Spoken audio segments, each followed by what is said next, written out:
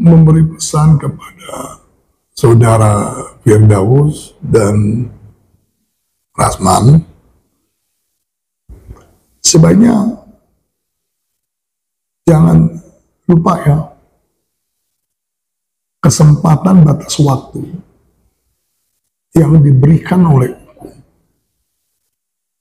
dalam interval 90 hari ini. Saya bilang produk hukum itu tidak bisa diselesaikan dengan meminta-minta. Produk hukum itu penetapan ya, pembekuan terhadap berita acara sumpahnya saudara Firdaus, itu kan produk hukum. Tidak bisa diselesaikan dengan negosiasi.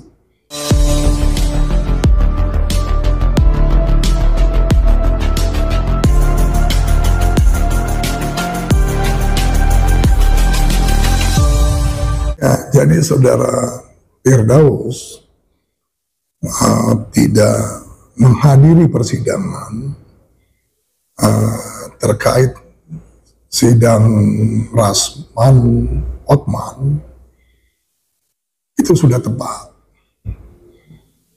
Sehari sebelumnya juga saya memberikan penegasan bahwa saudara Firdaus saya sarankan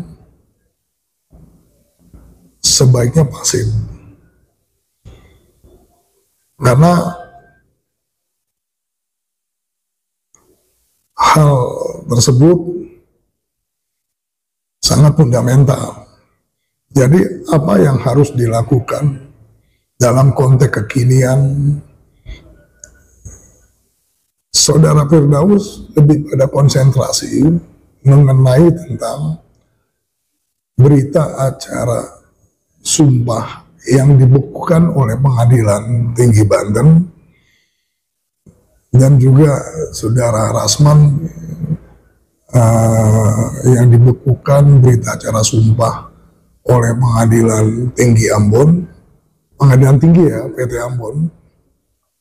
Karena langkah yang harus mereka lakukan, tentunya ini ada limitasi hukumnya. Kenapa saya katakan ada limitasi hukumnya?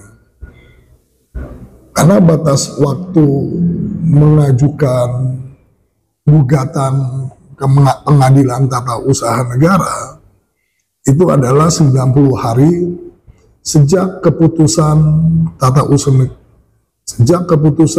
Usaha Negara diterima atau diumumkan. Dan batasan waktu tersebut sangat urgent. Kenapa saya katakan sangat urgent? Karena batas waktu ini penting agar upaya mencari keadilan yang dilakukan oleh saudara Firdaus dan saudara Rasman itu tidak terhenti karena lewat batas waktu. Demikian juga batas waktu juga memberikan kesempatan yang seluas-luasnya kepada saudara Firdaus dan saudara Rasman untuk melakukan upaya hukum. Memang kalau kita perhatikan, kita kaji, kita cermati, kita analisa, batasan waktu ini bisa menimbulkan polemik karena dianggap membatasi hak asasi manusia. Namun, kita sebagai warga negara, kita harus patuh, taat terhadap sistem hukum di negara hukum Indonesia tanpa ada perkecualian. Saya rasa demikian. 90 hari. 90 hari. Kalau di proses cepat itu tetap 90 hari. Paling lama 90 hari. Lewat dari 90 hari lewat waktu sudah tidak bisa lagi dilakukan. Kesempatannya hilang. Berita acara sumpah tersebut tidak bisa lagi dilakukan upaya-upaya hukum lain. Kalau saya cermati, ketika mereka berdua berita acaranya dibekukan, mereka akan melakukan roadshow. Artinya mereka mencoba ke komisi yudisial. Mereka juga melakukan ke Mahkamah Agung dan lembaga-lembaga lain yang terkait. Gak bisa. Penetapan hukum itu adalah produk hukum. Penetapan hukum adalah produk hukum. Satu-satunya yang bisa dilakukan untuk melawan penetapan hukum yang merupakan produk hukum adalah hasil dari produk hukum. Artinya produk hukum baru yang mengeliminasi terhadap penetapan tersebut. Misalnya produk hukum baru yang dihasilkan dari mana? Dari putusan lembaga pengadilan tata usaha negara, misalkan PT UE. Kalau gugatannya dikabulkan sampai berkekuatan hukum tetap, berarti ini adalah produk hukum kan yang dihasilkan oleh lembaga peradilan, dan putusan tersebut mengeliminasi penetapan tersebut. Nah, itu akhirnya mereka kembali lagi menjadi advokat. Nah, jadi apa yang harus dilakukan oleh mereka berdua? Selama dalam durasi atau interval upaya hukum, mereka harus pasif, tidak bisa menjalankan sebagai advokat. Ya, artinya melecehkan wibawa pengadilan, bisa juga diartikan menghina wibawa pengadilan, bisa juga menggerus wibawa pengadilan, bisa juga melemahkan dengan tidak etik terhadap wibawa pengadilan dan sebagainya. Jadi saya bilang produk hukum itu tidak bisa diselesaikan dengan meminta-minta. Produk hukum itu penetapan ya, pembekuan terhadap berita acara sumpahnya saudara Firdaus, itu kan produk hukum. Tidak bisa diselesaikan dengan negosiasi. Produk hukum itu tidak bisa diselesaikan dengan komunikasi. Produk hukum itu tidak bisa dilakukan dengan tatap muka dengan petinggi-petinggi instansi penegak hukum. Yang bisa dilakukan, produk hukum itu harus dilawan dengan produk hukum, gitu loh. Jadi sebenarnya cuma hanya menunjukkan style aja. Karena kan yang namanya baju toga itu digunakan di ruang pengadilan. Tapi kalau baju toga urgensinya dipakai di jalan-jalan untuk apa? Memangnya persidangannya digelar di tengah jalan kan enggak? Artinya itu cuma hanya sebagai show off lah. Saya rasa demikian. Kalau nggak salah saya dapat informasi dari media mainstream, saudara Firdaus pada saat mengikuti persidangan di PN Depok ya, kalau nggak salah ya, itu posisinya bukan sebagai penasihat hukum atau sebagai advokat. Yang bersangkutan memposisikan dirinya sebagai penggugat, dan itu jelas kok di dalam keterangan-keterangan gitu loh. Jadi jangan rancu juga, ya kan? Itu sebenarnya ada prinsipnya bahwa orang membuat onar di dalam ruang persidangan itu tidak dibenarkan. Tapi kalau orang berdebat keras dengan etika yang masih dijaga, itu dibenarkan. Jadi harus dibedakan tuh. Ya kan? Nah, kalau ada orang melakukan keonaran di dalam ruang persidangan, ada orang naik ke meja persidangan, itu baru pertama kali. Karena tadi saya jelaskan, itu bisa juga diartikan menghina terhadap pengadilan. Itu juga bisa dikatakan menggerus hal negatif terhadap pengadilan. Itu juga bisa diartikan melecehkan di bawah pengadilan. Ya, jadi banyaklah pemahaman atau pengertian yang bisa dimaknai dengan hal tersebut. Gitu loh. Saya pernah ketidakpuasan, saya jelaskan bahwa ada tendensi bahwa majelis hakim tidak netral atau berpihak kepada salah satu pihak lawan. Tapi itu saya lakukan nggak di dalam ruang persidangan. Itu saya lakukan di luar setelah persidangan ditutup. Gitu loh.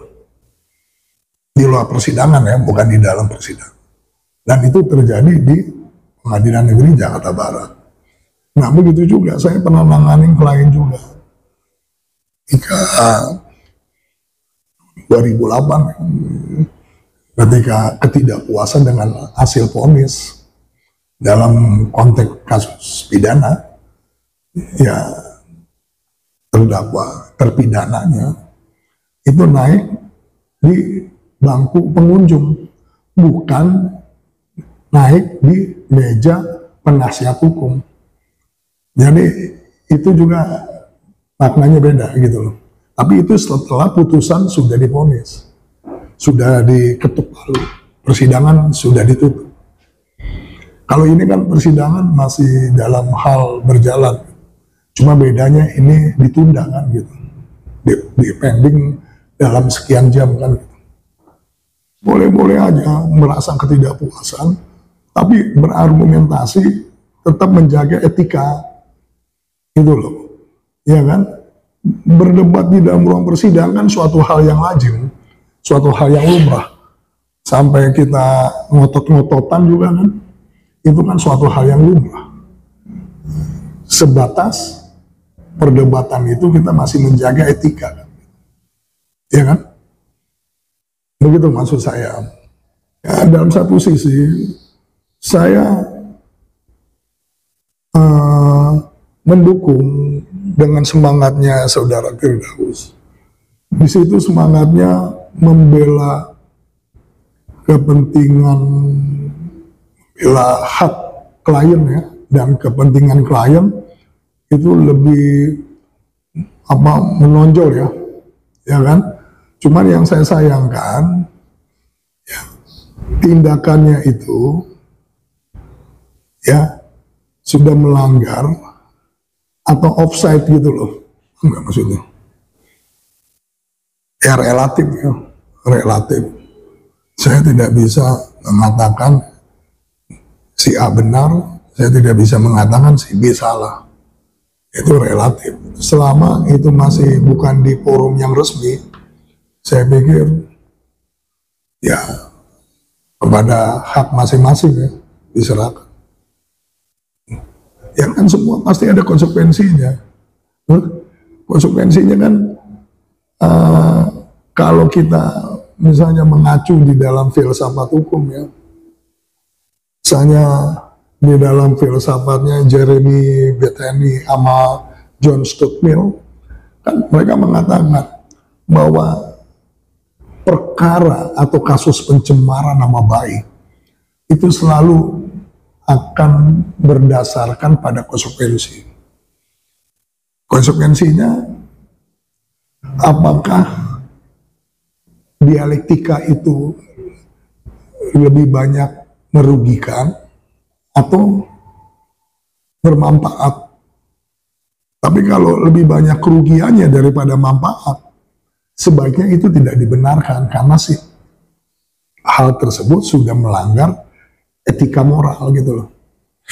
Saya memberi pesan kepada saudara Firdaus dan Rasman, sebaiknya jangan lupa ya, kesempatan batas waktu yang diberikan oleh dalam interval 90 hari ini jangan disia-siakan upaya hukumnya. Kalau ini disia-siakan lewat waktu, berarti mereka berdua konsekuensinya pupus menjadi advokat kembali. Saya rasa gitu, demikian. Ya, saya sempat juga mendapat informasi dari beberapa media yang mengatakan bahwa saudara Firdaus itu adalah salah satu orang terkaya di dunia yang mengalahkan hartanya Elon Musk sebagai pemilik dan CEO suatu perusahaan Tesla ya. Ya kita bangga aja, kita kagum aja kepada saudara Firdaus. Bahkan saudara Firdaus juga banyak juga, nggak sedikit diberitakan sebagai pengacara atau salah satu pengacara yang terkaya di Indonesia. Ya kan? Karena selama ini yang kita tahu, orang terkaya di Indonesia ya, atau di dunia lah ya, tatarannya itu jarang pernah ada, bahkan tidak pernah ada dari seorang praktisi hukum atau dari seorang pengacara. Biasanya orang terkaya itu datangnya itu dari pelaku bisnis ekonomi. Jadi kalau ada memang sosok saudara Firdaus sebagai seorang terkaya di Indonesia, khususnya ya, umumnya di dunia, ini sangat fenomenalistik, ini sangat luar biasa, ya kan? Kita ya bangga kepada saudara Firdaus, ya kan? Karena bagaimanapun juga ini aset bangsa gitu loh, yang kita juga harus hormati juga kan. Kalau itu memang kenyataannya berita tersebut benar, atau berita tersebut validitas datanya akurat 100%. Tapi semua itu kita kembalikan kepada publik kan, apakah itu benar atau tidak. Pak, saya rasa sih kalau berita-berita itu juga sempat seliweran ya, berarti saudara Firdaus ini sudah saatnya untuk berbakti kepada bangsa dan negara. Artinya saudara Firdaus itu kan bisa aja, ya kan, melakukan upaya atau tindakan yang mulia ya, memberikan hibah misalnya kepada sekian ratus masyarakat desa, ya kan, atau memberikan hibah kepada jutaan orang yang membutuhkan, ya kan, dan itu kan menjadi suatu amal yang baik buat saudara Firdaus kalau itu benar beritanya, ya kan, dan itu validitas datanya itu memang akurat 100%. Oh, saudara Firdaus sudah mengatakan bahwa Elon Musk aja hartanya kalah dengan saudara Firdaus. Seingat saya hartanya Elon Musk ya, menurut dari berbagai macam data-data media mainstream ya, yang skala internasional, itu hartanya 6.800 triliun. Ya jelas sudah pasti kalah lah Otman. 6.800 triliun berarti kan saudara Firdaus itu hartanya lebih daripada 6.800 triliun, ya kan?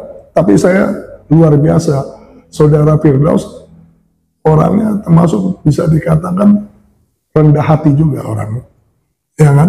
Mungkin bisa jadi juga karena ya mengacu kepada koleganya almarhum kan, sama bintang 5 dengan bintang 6 kan, kita nggak tahu juga, ya kan? Ya kan? Jadi saya salut lah. Tapi kalau itu beritanya benar ya, dan akurat 100%-nya yang apa ditampilkan oleh berbagai media, saya rasa obsesinya Firdaus itu masih salah satu dari sekian yang utama ya. Mungkin bisa jadi saudara Firdaus punya ada obsesi ya akan mengurangi jumlah penduduk Indonesia yang sekarang 300 juta lebih. Mungkin setengahnya dikirim ke bulan, dibuat klaster, kita mana tahu kan? Ya kan? Bisa aja itu terjadi. Ya kan? Saya rasa kalau catatan, kalau ini semua validasinya akurat 100% mengenai saudara Firdaus. Nah itulah kelebihannya saudara Firdaus, multi talenta. Jadi multi talenta itu memang sangat jarang ya. Mungkin satu di antara 50 juta penduduk dunia. Ya kan? Tapi